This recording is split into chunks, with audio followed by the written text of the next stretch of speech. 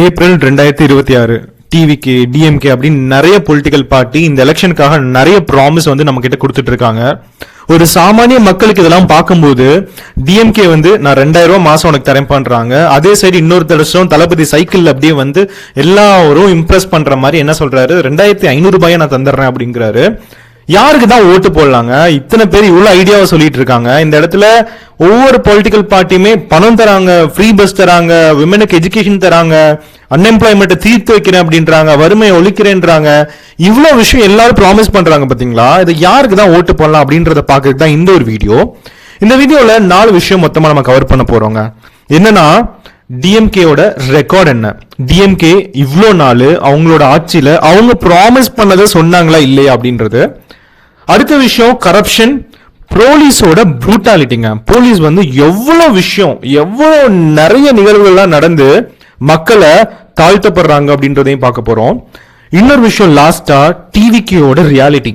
அதாவது டிவிகே இப்போதான் கிரியேட் பண்ண ஒரு கட்சி, எலெக்ஷனுக்கு வரவே இல்லாத ஒரு கட்சி. இந்த கட்சி என்ன பண்றாங்க, நிறைய ப்ராமிஸ் கொடுத்துட்டு இருக்காங்க. உண்மையாலுமே டிவிகே ஒரு லீடரை, டிவிகே இருக்க ஒவ்வொரு கேண்டிடேட், தொகுதியில் நிக்கிற வேட்பாளரை எல்லாத்தையுமே ஜஸ்ட் விஜய்ன்ற ஒரு வைபுக்காக மட்டும் அந்த டிவிகே ஓட் பண்றோம் அப்படின்னு நினைக்கிறோமா?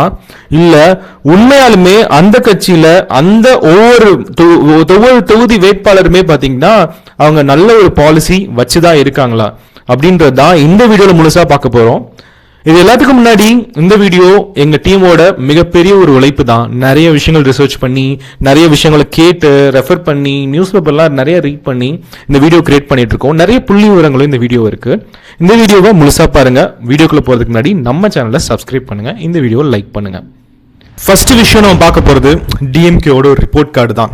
ஆல்ரெடி 2021 எலெக்ஷன் ப்ரொபகண்டால அவங்களோட எலெக்ஷன்ல வாக்கு கேட்கும் போது நிறைய ப்ராமிஸ் பண்ணிருப்பாங்க இல்லையா? அந்த ப்ராமிஸ்லாம் அவங்க உண்மையாலுமே தீர்த்துட்டாங்களா இல்லையா? எல்லா மக்களுக்கு எல்லா பிரச்சனை, எல்லா கோரிக்கைகளையும் நிவர்த்தி பண்ணிட்டாங்களா இல்லையான்றது ஃபர்ஸ்ட் பார்த்துருவோம். முக்கியமா லாஸ்ட் எலெக்ஷன் 2021 நடச்சுங்க. அதுக்கப்புறம் 2026 நடக்குது. இதுக்கு முன்னாடி வந்து வேற ஒரு கவர்மெண்ட் இருந்தாங்க. 2021 என்ன நடக்குதுன்னா வந்து டிஎம்கே கவர்மெண்ட் வந்து என்ன சொல்றாங்க, நான் ஆட்சிக்கு வந்தா 505 கோரிக்கைகள் மக்கள்கிட்ட இருந்து நான் வாங்கினதை வந்து நான் நிவர்த்தி பண்ணிடுவேன் அப்படின்றத சொல்றாங்க. அது எல்லாத்தையும் கம்ப்ளீட் பண்ணிட்டாங்களா இல்லையான்றத வந்து டிஎம்கே என்ன பதில் சொல்லியிருக்காங்கன்னா வந்து நாங்க ஆல்ரெடி 80% கோரிக்கைகள் எல்லாத்தையும் நிவர்த்தி பண்ணிட்டோம் அப்படின்றாங்க. ஆனா ஆப்போசிஷன் பார்ட்டி என்ன சொல்றாங்க தெரியுமா? இல்ல அவன் ஜஸ்ட் 30 தான் பண்ணியிருக்கான், 70% அப்படியே பெண்டிங்லேயே இருக்கு, எல்லாத்தையும் இப்படி சொல்லி எல்லாத்தையும் கதை சொல்லிட்டே இருக்கான் அப்படின்றதையும் சொல்லியிருக்காங்க.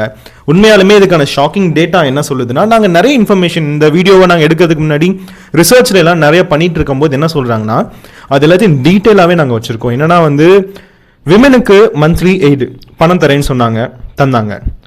இலவசமா ஸ்கூலுக்கு பிரேக்ஃபாஸ்ட் தரேனாங்க, காமராஜர் காலத்திலேருந்தே இருக்கு, அதையும் பண்ணிட்டாங்க. ஹெல்த் இன்சூரன்ஸ் தரேனாங்க ஏழை எளிய மக்களுக்கு, அதையும் தந்தாங்க. அதே மாதிரி இது எல்லாத்துலேயுமே வந்து இதுக்கான ஸ்கீம், கலைஞர் மகளிர் உதவித்தொகை, அந்த மாதிரி நிறைய விஷயங்களை வந்து கொண்டு வந்தாங்க. ஸ்டார்ட் அப்க்கு நிறைய விஷயங்கள், கடன்லாம் நிறைய தந்தாங்க. ஆனால் நிறைய, அதாவது அவங்க சொன்ன கோரிக்கைகளில் அந்த 505 பார்த்தீங்கன்னா ஒரு சில, அதாவது அங்கன்வாடி ஒர்க்கர்ஸ், முக்கியமாக டீச்சர்ஸ், அவங்களுக்குலாம் வந்து நிறைய ரோட்ல இறங்கி நிறைய போராட்டங்கள்லாம் பண்ணாங்க. அவங்களுக்குலாம் வந்து நான் சேலரி ரிவைஸ் பண்ணி தரேன்னு சொல்லிட்டு, ஆனால் அதை பண்ணவே இல்லை. அங்கன்வாடி ஒர்க்கர்ஸ், அதாவது வந்து ஏதாவது ஒரு தினமோ நம்ம வந்து நம்ம சிட்டில எல்லாம் பார்த்தீங்கன்னா நிறைய, அதாவது ஃப்ரண்ட் லைன் ஒர்க்கர்ஸ்ன்னு கூட சொல்லலாம் அவங்கள. அந்த மாதிரி இருக்கவங்களாம் அங்கன்வாடி ஒர்க்கர்ஸ் தான். அதே மாதிரி அந்த ரோடை கிளீன் பண்றவங்க, ரோடை வந்து சுத்தம் பண்றவங்க, அந்த சென்னை மெட்ரோபாலிட்டிக்கெல்லாம் பார்த்தீங்கன்னா வந்து 24 மணி நேரம் வேலை செஞ்சுட்டே இருக்கும். அந்த மாதிரி மக்கள்லாம் இருக்காங்க பார்த்தீங்களா, அவங்களுக்குலாம் இன்னும் சேலரி ரொம்ப குறைவா இருக்கு, அதையும் ஏற்றி தரேன்னு சொன்னாங்க. இன்னும் அந்த விஷயம் நடக்கவே இல்லை. இன்னமும் கூட போராட்டங்கள் நடந்துகிட்டே இருக்கு. இந்த மாதிரி நிறைய விஷயங்கள் அவங்க ப்ராமிஸ் பண்ணது பார்த்தீங்கன்னா இன்னும் நிவர்த்தி அடையாமே இருக்குங்க. அதாவது ஓவராலா அவங்க வந்து 505 ப்ராமிஸ் பண்ணதில்ல, எத்தனை பெர்சன்டேஜ் அவங்க வந்து கம்ப்ளீட் பண்ணிட்டாங்க அப்படின்னு நீங்க கேட்டீங்கன்னா அதுல ஒரு 55% சொல்லலாம். ஆனா இன்னொரு விஷயம் பார்க்க போகணும்னா, இந்த கட்சி இல்லைங்க, டிஎம்கே கட்சின்னு இல்லை, இந்த இந்தியாவில் எந்த ஒரு கட்சி எடுத்துக்கலாம், அவங்க ஒரு 100% ப்ராமிஸ் சொல்றாங்கன்னா எல்லாத்தையும் நிவர்த்தி வந்து பண்ண முடியாதுங்க. அதுக்கு நிறைய சிச்சுவேஷன் இருக்கலாம், பொருளாதாரம் இருக்கலாம், சமூகம் இருக்கலாம், நிறைய விஷயங்கள் கூட இருக்கலாம், பாலிடிக்ஸ் கூட இருக்கலாங்க. அதனால வந்து எல்லாத்தையுமே எக்ஸ்பெக்ட் பண்ண முடியாது. ஒரு 55% அவங்க சொன்ன கோரிக்கைகள் நிவர்த்தி பண்ணுறது வந்து ஒரு நல்ல ஒரு இம்ப்ரூவ்மெண்ட் தான், நல்ல ஒரு அவங்க வந்து இம்ப்ளிமெண்டேஷன், நல்ல ஒரு ஆட்சின்னு கூட சொல்லலாம். ஆனால் ஒரு சில இடத்துல பார்த்தீங்கன்னா வந்து டிஎம்கே இன்னும் ரொம்ப மோசமாக இருக்கு கவர்மெண்ட்டை. அதாவது நம்ம என்னைக்காவது யோசிச்சு பார்த்துருக்கோமா, அதாவது வந்து இந்தியாவில் மிகப்பெரிய கிரைம் என்னவா இருக்கும்னு கொஞ்சம் கெஸ் பண்ணுங்க. அவங்களுக்கு ஒரு 3 செகண்ட் டைம் தரேன். 3, 2, 1 இனஃப். அது ஒன்றும் இல்லைங்க, ட்ரக் டிராஃபிக்கிங் தான். அதாவது வந்து இந்தியாவில் ரொம்ப பெரிய ஹீனியஸ் கிரைம், ரொம்ப மிகப்பெரிய குற்றம் அப்படின்னு பார்த்தீங்கன்னா வந்து ட்ரக் டிராஃபிக்கிங்னு ஒன்று இருக்குது. அதாவது இந்த ட்ரக் பார்த்தீங்கன்னா நிறைய ஸ்கூல் பசங்க யூஸ் பண்ணுற மாதிரி, அந்த மாதிரி நிறைய வீடியோ யூடியூப்ல கூட நம்ம வர மாதிரி நிறைய இது பார்த்துருந்துருக்கலாம். ரெண்டாவது விஷயம் ஹியூமன் டிராஃபிக்கிங், மனித கடத்தல். இது எல்லாமே இருக்குங்க. ஆனால் தமிழ்நாட்டில் மட்டும் ஒரு டேட்டா என்ன சொல்லுதுன்னா 6852 கேஸ் 2021 ரெஜிஸ்டர் ஆயிருக்கு. அதே இது 2025 பார்த்தீங்கன்னா 10,385 கேஸ் வந்து ரெஜிஸ்டர் ஆயிருக்கு. Drug free Tamil Nadu. தமிழ்நாட்டில் மதுவிலக்கு ஒழிப்போம், தமிழ்நாட்டில் ட்ரக்ன்றது வந்து இருக்கவே கூடாது அப்படின்னு நிறைய விஷயங்கள் சொல்லிட்டு இருந்திருக்கலாம். ஆனால் ட்ரக் ரிலேட்டட் கேஸ் நிறைய இன்க்ரீஸ் ஆகிட்டே தான் இருக்குங்க தமிழ்நாட்டில். சரி, இது எல்லாமே இருக்கட்டும்ங்க. அதாவது வந்து இன்னும் நிறைய ட்ராபேக்காக என்ன சொல்லணும் அப்படின்னு கேட்டிங்கன்னா வந்து, அதாவது கரப்ஷன் ஒரு விஷயம். அதாவது டிஎம்கே கவர்மெண்ட் நிறைய நல்லது செஞ்சுருக்காங்க. நான் ஆல்ரெடி சொன்ன மாதிரி 55% வந்து நல்லது செஞ்சுருக்காங்க ஆல்ரெடி அவங்க சொன்ன கோரிக்கைகளில். இதில் எல்லாத்துக்கும் மேலே கரப்ஷன் வந்து நிறைய இன்க்ரீஸும் ஆயிருக்குங்க. அதாவது வந்து நிறைய இந்த நியூஸ் பேப்பரில் இடி வந்து என்ஃபோர்ஸ் பண்ணி நிறைய சொல்கிறது, ஹைகோர்ட் நிறைய சொல்கிறது, இது எல்லாத்தையும் நிறைய விஷயம் நீங்கள் நியூஸில் கேள்விப்பட்டிருந்திருக்கலாம். ஃபஸ்ட்டு என்னன்னா, அதாவது KN நேரு அப்படின்ற ஒரு மினிஸ்டர் என்ன பண்ணுறாருன்னா வந்து, அவர் வந்து ஒரு ஊழல் ஒன்று பண்ணியிருக்காரு. என்ஃபோர்ஸ்மெண்ட் டைரக்டரேட்னு சொல்லுவாங்க. அதாவது இந்த ஊழல் அதெல்லாம் கண்டுபிடிக்கிறதுக்கூடிய சென்ட்ரல் கவர்மெண்ட் ஒரு ஆர்கனைசேஷன் தான் அது என்ன சொல்கிறாங்க, 258 பேஜ் வந்து இடி வந்து சப்மிட் பண்ணியிருக்கு. இதில் என்ன நடக்குதுன்னா, இதெல்லாம் வந்து தமிழ்நாடு போலீஸ்க்கு சென்ட் பண்ணோன்னே என்ன பண்ணுதுன்னா வந்து அவங்களோட வாட்ஸ்அப் சாட்டு, ஃபோட்டோ, ரைட் எவிடன்ஸ் எல்லாத்தையுமே சப்மிட் பண்ணியிருக்கு. இது எல்லாம் எதுக்குன்னா 1000 கோடிக்கு மேலே வந்து ஊழல் நடந்திருக்குங்க. அதாவது KN நேரு கண்டிப்பாக அரெஸ்ட் ஆயிடுவார்னு சொல்லிட்டு ரீசெண்டாக நிறைய நியூஸ்லேயும் வந்துட்டு இருந்துச்சு. ரெண்டாவது விஷயம் என்ன நடக்குதுன்னா வந்து, இந்த வாட்டர் சப்ளை கான்ட்ராக்ட் நான் ஆல்ரெடி சொன்ன மாதிரி இந்த KN நேரு அவர் வந்து என்ன பண்ணியிருக்காரு, 1000 கோடிக்கு மேலே வந்து ஊழல் பண்ணிட்டாரு. அதாவது இந்த விஜிலன்ஸ் ஏஜென்சின்னு சொல்லிட்டு ஒன்று இருக்குது. அந்த விஜிலன்ஸ் ஏஜென்சியில் என்ன பண்ணுன்னா வந்து ஒவ்வொரு நாள் மானிட்டர் பண்ணிகிட்டே இருக்கும். அடுத்த ஒரு விஷயம் என்ன கரப்ஷன் நடந்துட்டு இருக்குன்னா வந்து, அதாவது கவர்மெண்ட் போஸ்ட், அதை வந்து நான் உனக்கு வேலை வாங்கி தரேன், நீ எனக்கு காசு கொடு, இந்த பொசிஷன் வேணுமா, இந்த ப்ரொமோஷன் வேணுமா, இந்த டிரான்ஸ்ஃபர் வேணுமா, நான் உனக்கு வாங்கி தரேன், எனக்கு இவ்வளோ கொடுத்துரு, ஒரு 20 லட்சம் கொடுப்பா, ஒரு 50 லட்சம் கொடுப்பா அப்படின்னு சொல்லிட்டு ஒவ்வொரு டிபார்ட்மெண்ட்டில் இருக்க போஸ்டிங்லேயும் பார்த்தீங்கன்னா வந்து நிறைய ஊழல் நடந்துட்டு இருக்கு. இதில் டேட்டா என்ன சொல்லுதுன்னா வந்து, இந்த கவர்மெண்ட் ஜாப் ஸ்கேம் அப்படின்றதுல வந்து அதாவது 888 கோடி ஸ்கேம் நடந்துட்டு இருக்கு 2358 கவர்மெண்ட் பொசிஷனுக்காக. இது எல்லாத்துக்கும் மேலே அதாவது நிறைய இது மாதிரி நிறைய சொல்லிகிட்டே போகலாங்க. அதாவது ஒருத்தர் வந்து நல்லது செஞ்சுருக்காங்க, நல்லது செஞ்சாலும் கரப்ஷனும் ஒரு விஷயம் இருக்குது. இப்படின்னு இருக்கும்போது என்னை பொறுத்தளவு நான் வந்து கொஞ்சம் சிந்திப்பேங்க. நான் எப்போவுமே ஒரு வீடியோவில் சொல்கிற மாதிரி வந்து, ஒவ்வொரு மனுஷன் வந்து எப்படி நீங்கள் ட்ரெஸ் பண்ணணும் அப்படின்னு நீங்கள் நினச்சிங்கன்னா, இப்போ விஜயே இருக்காரு, சைக்கிள் ஓட்டிட்டு வராரு, மக்கள்கிட்ட வாக்குறுதி கேட்குறாரு, அவர் ஒரு பாட்டும் பாடுறாரு, இல்லை நிறைய இடத்துல நிறைய தூரம் ட்ராவல் பண்ணி மக்களுக்கு நிறைய சொல்லுன்னு வாயிலே சொல்லிட்டு இருக்காரு, டிஎம்கேயும் சொல்லிட்டு இருக்காங்க, ஏடிஎம்கேவும் சொல்லியிருக்காங்க, யாரா வேணா இருக்கட்டுங்க. நான் இந்த வீடியோவில் எந்த ஒரு பொலிட்டிக்கல் பார்ட்டி பயாஸ்டாகவும் பேசல. நான் என்ன சொல்கிறேன்னா, நீங்களே அதை ஆராய்ஞ்சு பாருங்கள். அதாவது என்ன டேட்டாலாம் இன்டர்நெட்டில் இருக்குன்னு பாருங்கள்.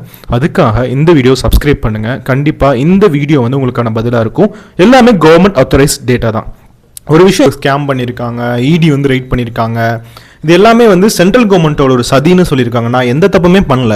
ஆனால் இடி வந்து எனக்கு என் வீட்டுக்குள்ளேயே வந்து பணத்தை வச்சு என் வாட்ஸ்அப் சாட்டே ஓப்பன் பண்ணி அவங்களே டெக்ஸ்ட் பண்ணி அவங்களாம் ஒரு ஃபேக் எவிடன்ஸ் ஒன்று கிரியேட் பண்ணிட்டாங்கன்ற மாதிரி சொல்ல வராங்க. ஆனால் ஒரே ஒரு விஷயங்க, நம்ம ஒன்று நல்லா புரிஞ்சுக்கணும். பிஜேபி, ஏஐடிஎம்கே அவங்களாம் பார்த்தீங்கன்னா டிஎம்கேவுக்கு அப்போசிட்டாக தான் இருக்காங்க. இதை நம்ம அக்செப்ட் பண்ணி தான் ஆகணும். அவங்க நிறைய விஷயங்கள் பொலிட்டிக்கல் வைஸாக நிறைய விஷயங்கள் வந்து அவங்களுக்கு அகெயின்ஸ்டாக பண்ணணும்னு நினைக்கிறாங்க. இந்த இடத்துல என்னன்னா, இடியை நம்ம வேணாம், சிபிஐ நம்ம வேணாம், அதெல்லாம் central government organisation okay. High court வந்து நியூட்ரலாக தானே இருக்கு. ஹைகோர்ட் தான் இடியு என்ஃபோர்ஸ் பண்ணியிருக்கு. ஹைகோர்ட் தான் ஜாப் ஸ்கேமை அதையும் வெளியே கொண்டு வந்திருக்குங்க. ஸோ ஹைகோர்ட்டை நம்பலாம். அப்போ வந்து நம்மக்கிட்ட ஆல்ரெடி ஒரு எவிடன்ஸ் இருக்குது. அதாவது வந்து இந்த டிஎம்கே கவர்மெண்ட்டில் இருந்த கரப்ஷனையும் எல்லா பார்ட்டியும் கரப்ஷன் பண்ணி தான் ஆகணும் அப்படின்னு கேட்டிங்கன்னா கண்டிப்பாக கிடையாது. உங்களோட ஓட்டு மிகவும் மகத்தானது. அதாவது அதையும் இந்த மாதிரி கரப்ஷன் பண்ணுற பார்ட்டிக்கு கண்டிப்பாக நீங்கள் கொடுக்கவே கூடாதுங்க. ஸோ அடுத்த ஒரு முக்கியமான ஒரு விஷயம் இருக்குது. என்னென்னா போலீஸ் ப்ரூச்சுவாலிட்டின்னு சொல்லுவாங்க. அதாவது இன்னைக்கு பார்த்தீங்கன்னா போலீஸ் வந்து நிறைய இடத்துல போலீஸ் வந்து சாமானிய மக்களை நீங்கள் அடிக்கிற மாதிரி வீடியோ பார்த்துருந்துருக்கலாம், அவங்கள சப்ரஸ் பண்ணுற மாதிரி வீடியோ பார்த்தோம்.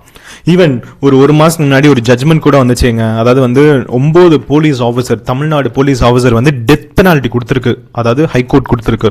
அதாவது நீ வந்து வாழவே தகுதி இல்லைப்பா, நீ வந்து இறந்துருப்பா அப்படின்னு சொல்லிட்டு ஒரு ஹைகோர்ட்டே சொல்லியிருக்கு. இதெல்லாம் ஏன்னா கஸ்டோடியல் டெத்துனால. இன்னொரு விஷயம், டிஎம்கே கவர்மெண்ட்ல என்ன நடந்திருக்குன்னா வந்து கஸ்டடியல் டெத், அதாவது வந்து போலீஸோட சப்ரஷன் அதிகமாக தாங்க ஆகியிருக்கு. டேட்டாஸ்ல என்ன சொல்லுதுன்னா வந்து புழல் சிறை எல்லாத்துக்குமே தெரியும். புழல் சிறை எதுக்கு ஃபேமஸ் தெரியுமா? அது வந்து ஒரு மிகப்பெரிய சிறை அப்படின்னு நிறைய பேர் சொல்லியிருக்கலாம். புழல் சிறை பார்த்தீங்கன்னா டேட்டா என்ன சொல்லுதுன்னா ஸ்லிப்பரி டாய்லெட்ஸ்க்கு வந்து ரொம்ப ஃபேமஸ்ங்க. அதாவது வந்து டாய்லெட்குள்ள போனீங்கன்னா வலிக்கு விழுந்து இறந்துருவாங்க அப்படின்ற ஒரு விஷயத்துக்கு வந்து ரொம்ப ஃபேமஸ். இதுல 300 பிரிசனர்ஸ் பாத்தீங்கன்னா வந்து வலிக்கு விழுந்து இறந்துட்டாங்க. எனக்கும் அது இப்படிதான் தெரியல, வலிக்கு விழுவாங்க இறப்பாங்க, அது எப்படி புழல் சிறையில மட்டும் 300 கைதிகளுக்கு மேல வந்து வலிக்கு விழுந்து இறந்துருப்பாங்கன்றதுதான். அதே மாதிரி அதாவது சிசிடிவி வைக்கிறேன், அதாவது நிறைய விஷயங்கள் வந்து போலீஸ் ஸ்டேஷன்ல கொண்டு வரேன், உள்ள இருக்கிற இதெல்லாம் தடுக்கணும் டிஜி நிறைய வாட்டி சொல்லியுமே வந்து இன்னுமே நிறைய போலீஸ் ஸ்டேஷன்ல சிசிடிவி எடுக்காம தாங்க இருக்கு. அதான் நடந்துட்டு இருக்குங்க. போலீஸ் ப்ரூட்டாலிட்டி, கரப்ஷன், இந்த மாதிரி நிறைய விஷயங்கள் நடந்துட்டு இருக்கு. இது எல்லாமே ஒரு பக்கம் இருக்கட்டும். தளபதி விஜய் என்னதான் சொல்றாரு? அவர் வந்தா இது எல்லாத்தையும் மாத்திருவாரா? அவர் வந்தா இந்த எல்லாத்தையும் ஒழிச்சு கட்டிட்டு ஒரு பெரிய ஒரு மாநிலமா மாத்திருவாரா? நல்ல சிறந்த ஒரு மாநிலமா மாத்திருவாரா? கரப்ஷன் இருக்காதா? வறுமை இருக்காதா? எல்லாத்தையும் ஒரு கடவுள் மாதிரி வந்து எல்லாத்தையும் அழிச்சிருவாரா அப்படின்றத கேட்டீங்கன்னா டிவிகே வந்து ஒரு ஃப்ரெஷ் பார்ட்டிங்க. நான் நிறைய வாட்டி வந்து டிவிகே பத்தி நான் சொல்லும்போது சொல்லுவேன், டிவிகே வந்து இன்னும் நிறைய சிஸ்டமிக் சேஞ்சஸ் வந்து கொண்டு வரணும். அதாவது எந்த மாதிரினா வந்து நிறைய பர்சனாலிட்டிஸ்லாம் வந்து இன்ட்ரோல் பண்ணணும். அதாவது வந்து டிவிகே இருக்கு, ஒரு பார்ட்டி இருக்கு, அந்த பார்ட்டியில விஜய்னு ஒருத்தர் இருக்காரு, அது கீழே பாத்தீங்கன்னா நிறைய மெம்பர்ஸ் வந்து இருக்காங்க. எத்தனை ஐஏஎஸ் ஆஃபீஸர் இருக்காங்க, எத்தனை ஐபிஎஸ் ஆஃபீஸர் இருக்காங்க, அதாவது ரிட்டையர்டு பீப்புளாலோ நல்லா படிச்சவங்களுக்காவோ எத்தனை பேருக்கு வந்து வேலை கொடுத்துருக்காங்க, எத்தனை பேருக்கு பொலிட்டிக்கல் பார்ட்டிகளுக்கோ பொசிஷன் கொடுத்துருக்காங்க அப்படின்றது வந்து எனக்கு ஒரு பெரிய கொஸ்டின் மார்க். அதாவது டிஎம்கே ஏடிஎம்கே அப்படின்ற ஒரு மிகப்பெரிய ராஜ்யத்துல நீ எப்படி தனித்து காமிச்சிட்டு இருக்க அப்படின்றது வந்து எனக்கு ஒரு மிகப்பெரிய கொஸ்டின் மார்க். தளபதி விஜய் அப்படின்னு பாத்துக்கிட்டோம்னா வந்து இதுவரையும் அவர் ஆட்சியர் இல்லை, அதனால வந்து கரப்ஷன் இந்த மாதிரி பண்ணுவாரா என்னன்றதை நம்ம பொறுத்திருந்து தான் பார்க்கணும். ஸோ இப்போ தளபதி விஜய் கொடுக்குற ப்ராமிஸ், அதாவது இப்போ ரீசெண்டா தான் வந்து தளபதி விஜய் வந்து April 18 வந்து எலெக்ஷன் மேனிஃபெஸ்டோ ப்ராமிஸ் எல்லாம் வந்து இன்ட்ரோ கொடுக்குறாரு.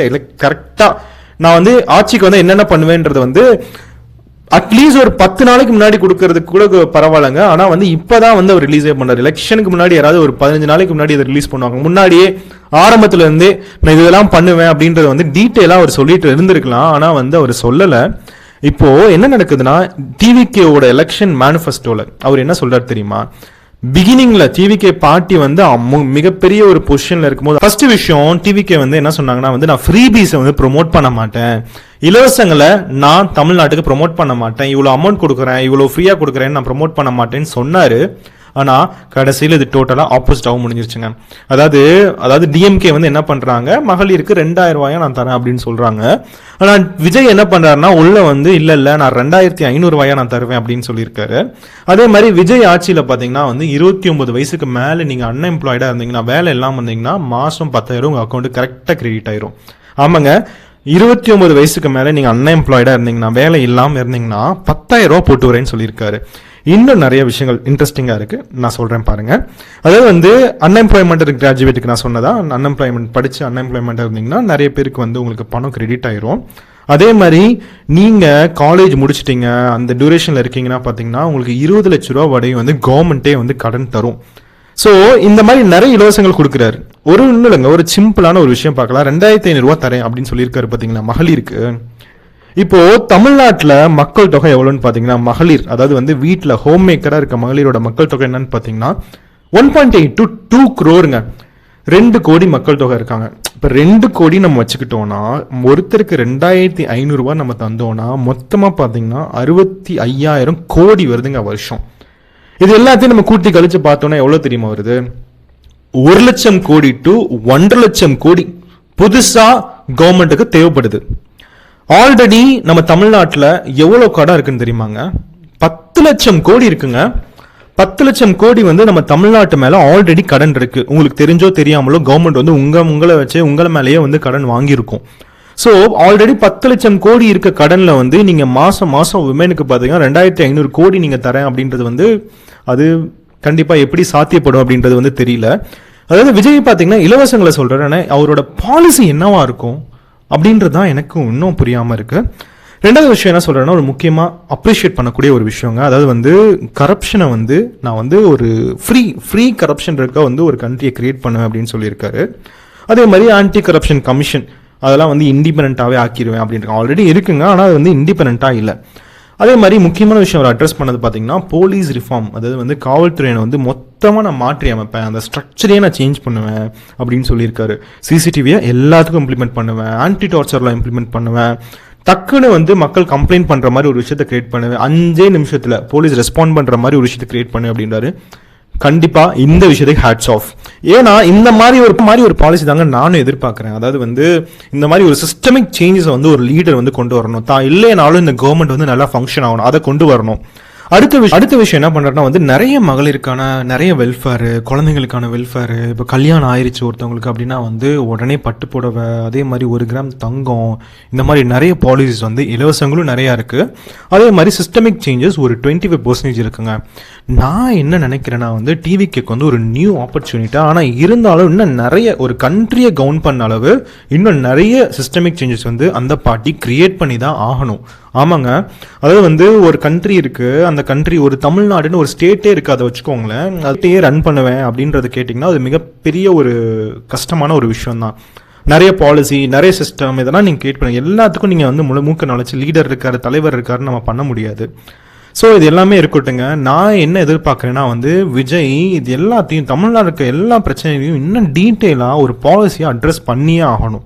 அதாவது வந்து பாவர்ட்டி இருக்கா, வறுமை இருக்கா, அதை எப்படி ஒழிக்கணும், நிறைய காலேஜ் பில்ட் பண்ணணுமா, வேலை பில்ட் பண்ணணுமா, நிறைய விஷயங்கள் எப்படி பில்ட் பண்ண போறீங்க அப்படின்லாம் சொல்லணும். அப்படின்னு இன்னும் டீட்டெயிலாக மக்களுக்கு தெரிவிக்கணும். அதாவது ஒவ்வொரு வாட்டி விஜய் போகும்போது பார்த்தீங்கன்னா வந்து அதாவது நிறைய சின்ன சின்ன பசங்க, காலேஜ் படிக்கிறவங்க, குட்டி குழந்தைங்க விஜய்னு கத்திக்கிட்டு இருக்காங்க. ஆனால் நான் என்ன கேட்குறேன்னா இது எல்லாமே நீங்கள் ஒரு கண்ட்ரியை கவர்ன் பண்ணுற ஒரு லீடர், ஒரு ஸ்டேட்டை கவர்ன் பண்ணுற ஒரு லீடர்.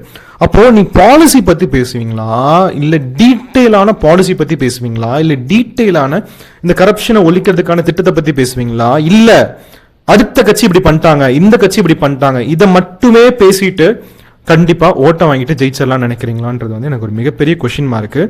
நான் என்ன சொல்றேன்னா சிம்பிளான விஷயங்க. அதாவது வந்து நிறைய பேர் டிவிகே கட்சியில இருக்காங்க, இன்னைக்கு வரையுமே பாத்தீங்கன்னா அவங்களுக்கான அவங்க கொள்கைகள் என்னன்னு தெரியல. அவங்களோட பாலிசிஸ், விஜய் அறிவிச்சிருக்க பாலிசிஸ் ஒரு 10 பாலிசிஸ் கூட தெரியலங்க. எப்படிங்க நாங்கள் ஓட்டு போறது அப்படின்றது மிகப்பெரிய கொஸ்டின் மார்க். ஸோ இந்த கேள்வியோட உங்கள்கிட்ட இந்த கேள்வி கொடுத்து நான் அடுத்த ஒரு விஷயத்துக்கு போறேன். அதாவது இன்னைக்கு ஒரு சாமானிய மக்கள் எந்த மாதிரி ஒரு கண்டிஷன்ல இருக்காங்க தெரியுமா? நம்ம ஓட்டு போடுறோம், நிறைய விஷயங்கள் நடக்குது, எல்லாமே ஓகே தான். சாத்தாங்குளம் கேஸ்ல பாத்தீங்கன்னா 9 போலீஸ்க்கு வந்து டெத் பெனால்ட்டி கொடுத்துட்டாங்கன்னு நான் ஆல்ரெடி சொன்னேன் இல்லையா? அந்த சாத்தாங்குளம் கேஸ்ல ஜட்ஜ்மெண்ட் வர 2117 நாள் ஆயிடுச்சுங்க. இதுதாங்க சாமானிய மக்களோட வாழ்க்கை. யாருக்கு வேணாலும் ஓட்டு போடலாம், யார் வேணாலும் நம்ம கண்ட்ரியை மாற்றலாம் நினைச்சுக்கிட்டே இருக்கலாம். ஆனால் 1951 2026 வரையும் நம்ம நினச்சிட்டே தான் இருக்கோம். இன்னமும் கரப்ஷன்ற ஒரு விஷயம் வந்து நம்ம தமிழ்நாட்டில் பார்த்தீங்கன்னா ஒரு கிராஸ் ரூட் லெவலில் இருக்கு. இது எல்லாத்தையும் மாற்ற ஒரு மாற்றம் வேணும். அதுதான் உங்கள் ஓட்டாக இருக்கும். எப்பவுமே நான் வீடியோவில் சொல்கிற மாதிரி எப்பொருள் யார் யார் வாய் கேட்பினும் அப்பொருள் மெய்ப்பொருள் காண்பதறிவு. வேற ஒரு வீடியோவில் வேற ஒரு ரிசர்ச்சோட உங்களை நான் சந்திக்கிறேன். இந்த வீடியோவை லைக் பண்ணுங்கள், உங்களுக்கு தெரிஞ்ச ஃப்ரெண்ட்ஸ்க்கு வந்து ஷேர் பண்ணுங்கள், நம்மளோட சேனலை சப்ஸ்கிரைப் பண்ணுங்கள். மிக்க நன்றி.